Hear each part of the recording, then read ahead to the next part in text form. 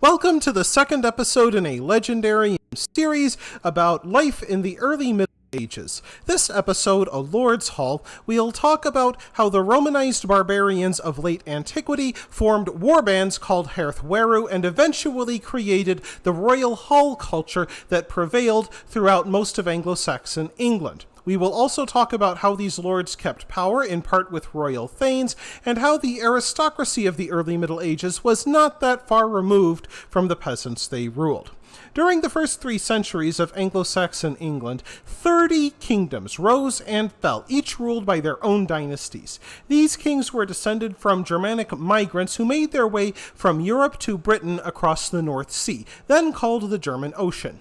Because of their reputation as fierce warriors, the Saxons of northern Germany and southern Denmark were recruited in droves by Roman commanders. By the 300s, the Romans had already begun settling Germanic tribes in what would become the breadbasket of medieval England, the southeast around Londinium and the Saxon shore. While they farmed the land given to them by Roman authorities, the Germanic tribes also served as part-time soldiers. These foederati, or allied troops, fought the Scotti and the Picts, as well as other Germanic tribes still coming from across the sea to plunder the island. Both the foederati and the raiders learned from the Romans. While they couldn't mass-produce armor like the Romans did, they could copy their battle tactics. Germanic warbands fighting both for and against Rome learned to huddle together, often in wedges, locking their shields together. They then jabbed spears through the cracks, thrusting at shoulders and armpits. Warfare between these Germanic bands turned into a brutal pushing contest, with the loser receiving cleft skulls and severed limbs for consolation prizes. While they called themselves kings, many of the Germanic warlords only ruled over a village or two in Europe, which meant fewer men to draw upon for invasions of England. So they hand-picked the strongest men in their village or villages. These men would be farmers and tradesmen, but the muscle, height, loyalty, or kinship which earned them the attention of the king made them Hearthweru or Hearthguard. While they might leave the continent with little except a spear and a wooden shield, if they survived, they could expect to receive weapons stripped from dead enemies. Of course, this made the armies of the Anglo-Saxon conquest very small. The fragmentary poem Fight at Finnsburg described one army as having only 60 men, and other armies are said to have as few as 35. At most, these early warlords would have had a few hundred men. Yet with these small war bands, the Anglo-Saxon war chiefs eventually conquered Roman Britannia, carving out kingdoms to rule. And the first thing that any self-made king wanted to do was build a royal hall.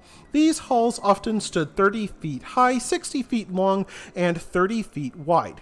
The ceiling was so high because that allowed the smoke made by the fire to drift up into the loft ceiling. In design, they would have basically been a larger version of the huts their peasants lived in. Of course, the nobles could afford to cheer up the bare timber walls with tapestries. Here they lived with their family, their Hearthweru, and royal Thegns, most of whom slept on the floor, while the royal family slept in a bed. Living together in a vast communal space fostered a sense of fraternity and community. However, that also made the royal halls rough, crowded, and often hot during the summer from all that body heat pressed together. Furniture would have been simple and heavy, like wooden chests used for storage or benches for the men to sit in.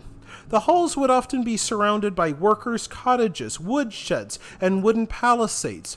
Slaves and peasant workers painted the inside of the hall with lime wash, which reflected light well and made for a bright place to eat, plan, and live. Besides a house, the Lord's Hall also served as a town hall, a court of law to hear peasants' disputes, and a place for people to hide when their enemies invaded the kingdom, which was often. These early kings did not have the mystique their successors claimed in centuries to come. Their power came from the fact that they were accomplished war leaders and brought their men victory. Almost as important, victory meant treasure to reward their followers with, whether it was gold or silver or swords or armor. Beyond that, Anglo-Saxon kings also pointed to their family line to prove their fitness to rule, usually claiming descent from great war chiefs who lived back on the continent.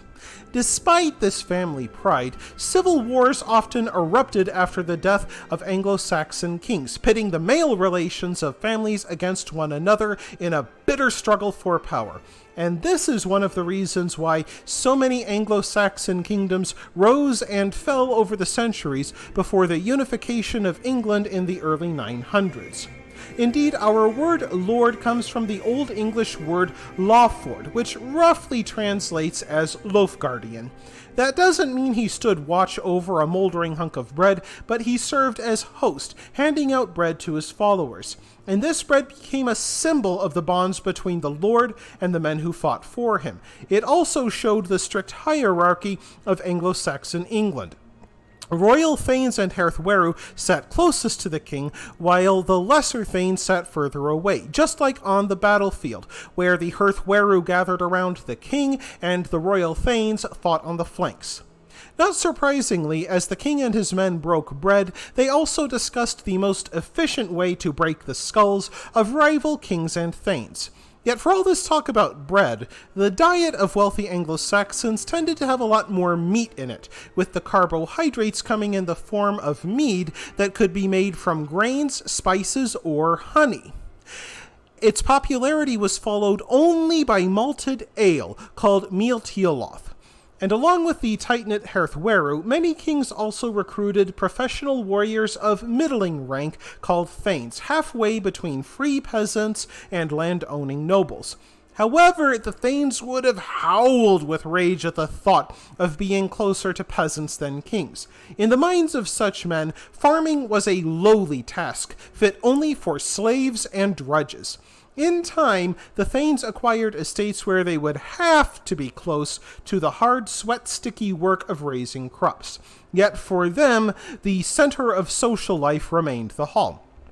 There, Hearthweru and Thegns gathered to feast, drink, politic, plan battles, and often brawl. These feasts included deer, poultry, and white bread judged fit for the aristocracy, while the peasants got black, bran-heavy bread.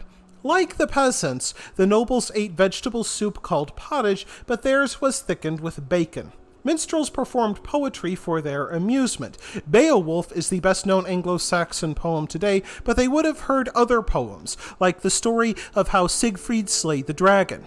Slave women dressed in rough cloth served them heaps of garlicky beef on wooden trenchers. From time to time, one of the Thegns or Hearthweru would take one of the slave women aside to fornicate.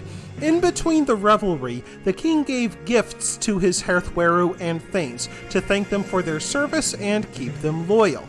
This dated back to the Germanic custom of war chiefs giving their men gifts as thank you presents, but increasingly, kings began to use land as a thank you present rather than gold or jewels. Despite their disdainful attitude towards the poor, the king and his fighting men were not as far removed from the peasantry as their descendants would become. While they ate a lot of meat and had candles to give light, these Anglo-Saxon kings were not idle rich. They had to shoe their horses, maintain their halls, fight lots of wars themselves, and contribute to the expansion of their wealth and kingdom. They often lived among the peasants and would shelter them in their halls during times of invasion. Indeed, the clothes of the warrior aristocracy were not that different from those of the peasants, so they used jewelry to set themselves apart, turning gifts of gold and silver into rings, brooches, and necklaces to show off their success. However lofty they saw themselves, lords still led a hard, dangerous life, constantly fighting to keep what was theirs. After the Norman conquest, the nobility spoke French, yet in Anglo-Saxon England, noble and peasant still spoke the same language.